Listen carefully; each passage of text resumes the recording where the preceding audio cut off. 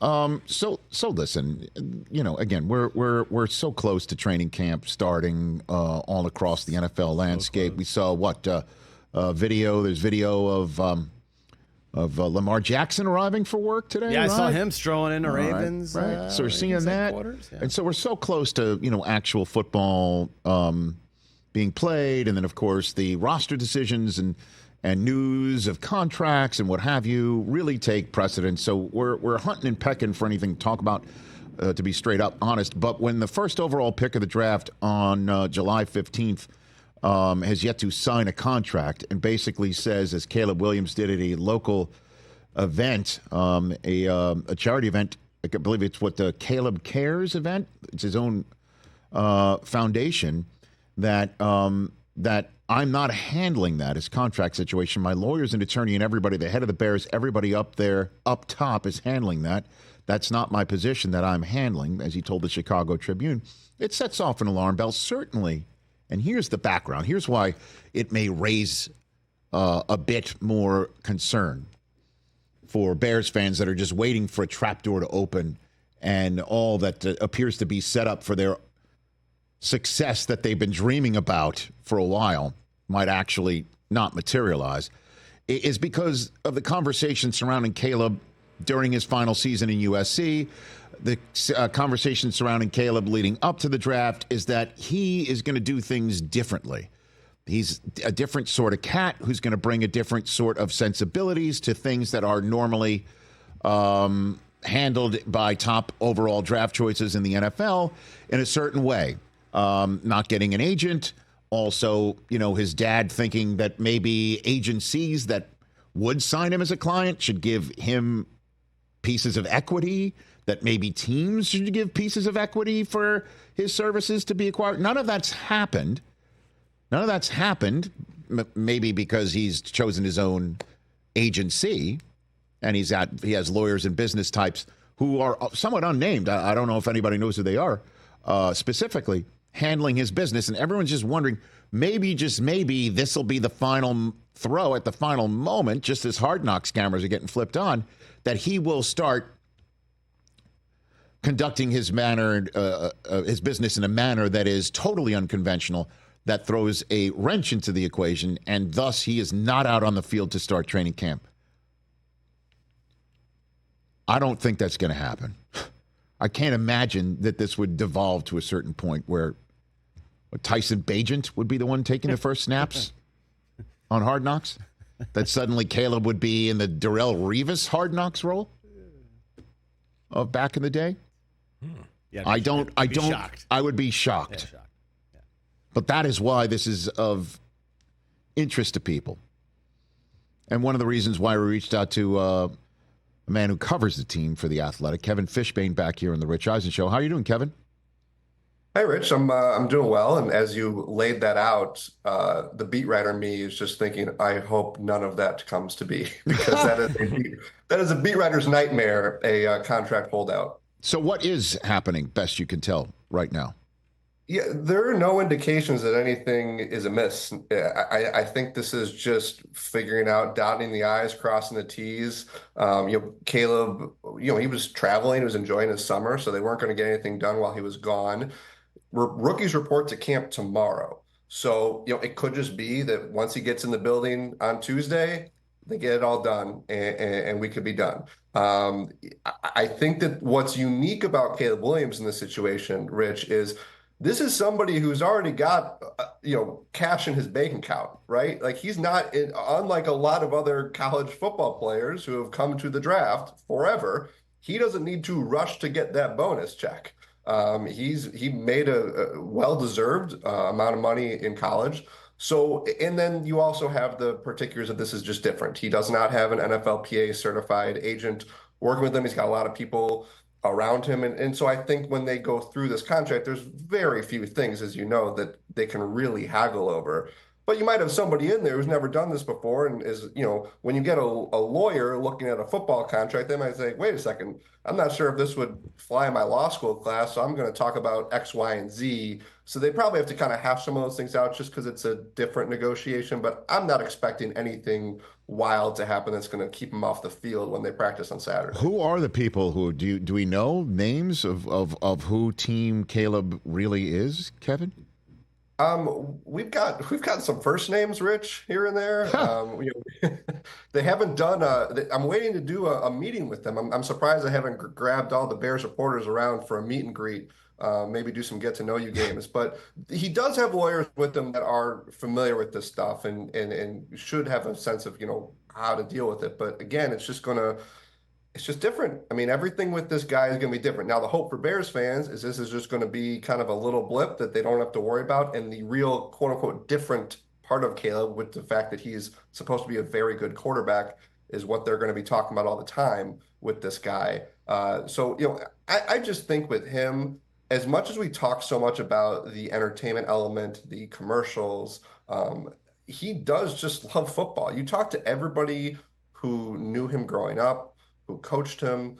You talk to scouts about him. I mean, you go back, you watch HBO Hard Knocks from last week with the Giants. They talked about too. This guy just loves football, and he does not seem like the person who wants anything to get in the way of being out there for the first practice as the Bears' #1 quarterback. So it's Bob Esquire? Is that who you're saying? That's John LLC or something like that? Is that what? Was it Bob Loblaw from Arrested Development? You can Nice. throw him in. Henry Winkler is representing Caleb Williams. That would be something else. Find money in the stand. Okay. Outside of all this, then, what is something that you're expecting training camp to be about for the Chicago Bears this upcoming few weeks, Kevin? Yeah, well, it's going to be how quickly does this offense look good, right? Like they've got a quarterback who should be very good, but it's a new playbook for everybody with Shane Waldron coming in. So we saw a lot of hiccups in the spring because you have this combination of a rookie quarterback who is just going to take some time to learn the system and learn the cadence. Caleb talked a lot about in college, he wasn't going up to the line barking out calls like he's got to in the NFL. So now he's got to learn that cadence, get on the same page as offensive linemen and his receivers and tight ends. Mm-hmm. Meanwhile, those guys are also still learning Shane Waldron's offense. And by the way, they're going against Matt Eberflus's defense, which returns nearly every starter and was a top 10 group, if not top 5, and by some metrics by the end of the season. So training camps, you're going to have this roller coaster ride, Rich, where you're going to have days where fans are going to walk out of there being like, oh no, here we go again with the quarterback. But you just have to be patient because this offense is going to, it's going to take some time to get there. But you want to see it get there as quickly as possible, of course, so they can be ready to go for week 1 against the Titans. So I think for Caleb Williams, it's going to be getting on the same page with the cadence stuff with his O-lineman, and then with DJ Moore, Keenan Allen, Odunze, Cole Kmet, Gerald Everett, DeAndre Swift, you go on and on.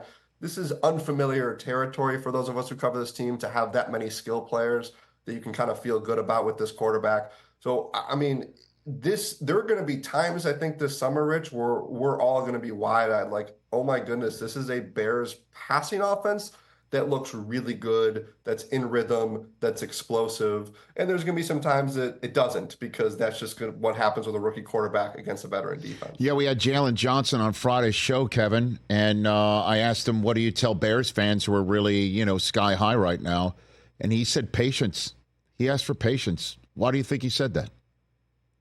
I think he's probably echoing something in the building, too, where it's a fine line of they're so excited about Caleb Williams, they're so excited about Keenan Allen and the defense, but they also know that when you have a rookie quarterback, you're going to have a bit of a ceiling, right? What CJ Stroud did last year was incredible. It was historic, right? Houston Texans, it's not like they were in the Super Bowl. Okay, so even the greatest rookie performances we've seen over the past, if you go back to the 2011 CBA, you're talking Andrew Luck, you're talking RG3 and CJ Stroud, Russell Wilson, right? Those are the 4 guys.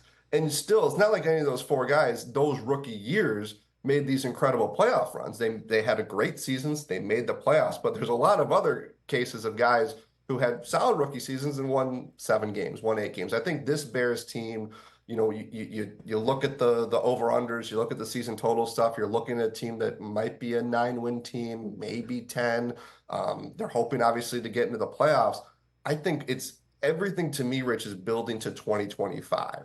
Like, yes, it'd be this amazing thing. Caleb Williams is everything everybody has dreamed of. And with this group of offensive players that no number 1 draft pick has had around him just takes off. And this team has this magical ride. But just history tells us it's going to take time. He's just going to have some challenges. And I talk about the new play caller. You look at Matt Eberflus's record the past 2 seasons. This was a really good defense last year, but takeaways can be fickle from year to year. All those things make you realize what Jaylen Johnson's saying is being patient. We're young. We've got a rookie quarterback. Let's see if we can get to 9 or 10 wins this year. And then ideally, if he shows everything that CJ Stroud showed last year and some of those other great rookie quarterbacks have shown over the years, you can start having a lot of fun with 2025 expectations. Kevin Fishbain, a few minutes left with the Athletics. Kevin Fishbain, who covers the Bears right here on the Rich Eisen Show. Take your best guess who's going to be the hard knock star that we don't see coming. Who is that? Well, you talked to him. You just mentioned Jaylen Johnson. I think he's somebody that I still don't think enough of America knows, and he's got a great personality. He's been outstanding with us over the years and through some lean years for the team. He's interesting. I'll throw out 2 guys on defense, Rich, who, when you watch the practices at Hard Knocks, you have the guys who talk the most trash and are very boisterous. That's going to be Jaquan Brisker and Tyreek Stevenson, 2 young defensive backs, 2 defensive backs that the Bears are really excited about and are hopeful can really take jumps in year 2 and year 3, respectively, for those guys. So I could see those players being people that fans outside Chicago probably don't know about, but are going to be talking a lot about. Because some of the greatest players in the Bears aren't like the loudest guys. DJ Moore is not the type of person who's going to be running for the HBO camera. Montez Sweat, same with him. Kyler Gordon is a player I think a lot of fans should circle. But again, a bit of a quieter guy. So I would look at some of those louder guys. And here's too, Rich, you got Jonathan Owens, who is going to be spending some of training camp in Paris because his wife, Simone Biles, is obviously one of, if not the greatest athlete in our generation and compete in the Olympics. I'd love to see HBO get a camera, because if you've seen videos of Jonathan Owens watching Simone Biles doing her gymnastics routines, it's really cool. So I maybe that'll be a little side plot. Interesting. If they can send him to the Olympics. I love that. And then, of course, you got the Hall of Fame visit as well. That's coming up.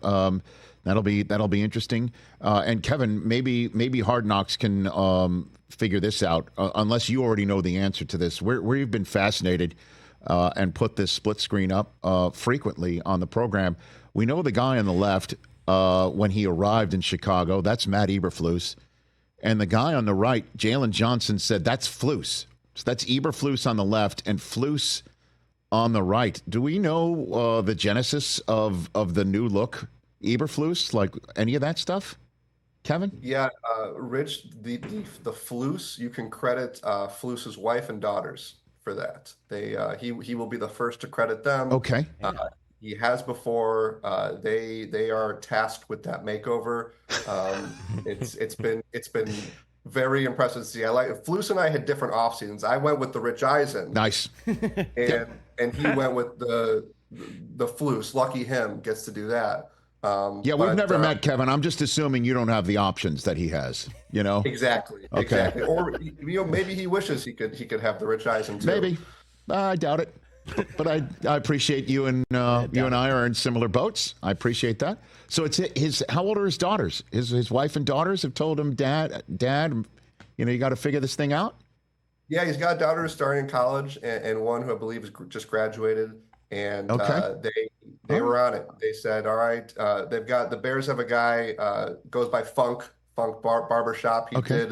He's done GMs and head coaches here over the years, and I think he's been part of this as well. So, yeah, I imagine there's 2 guarantees for Hard Knocks, Rich. It's going to be a conversation about the makeover, and you're going to probably see Flus on the golf course. Now, he doesn't golf when the season starts, but that is his favorite thing to do, aside from being with his family, when it's not the season, is to golf. So you could totally see that an episode begins, and he's walking to the tee box with Ryan Poles, and the 2 of them are chatting. Now, Hard Knocks has yet to ask me for what I think should be the B-roll Sure. or some of these things, but I'm just Okay. I wouldn't be surprised to see Blues on the golf course and then maybe in the barber's chair. You can see those clips coming I up. like it. Very good, Kevin. Appreciate the 2 cents. Let's we'll chat as the season approaches. Appreciate it. Let's do it. You Thanks, got it. Rich. Kevin Fishbain, the beat writer for The Athletic for the Chicago Bears, back here on The Rich Eisen Show. Catch The Rich Eisen Show every single day on the Roku channel, 12 to 3 Eastern, for free.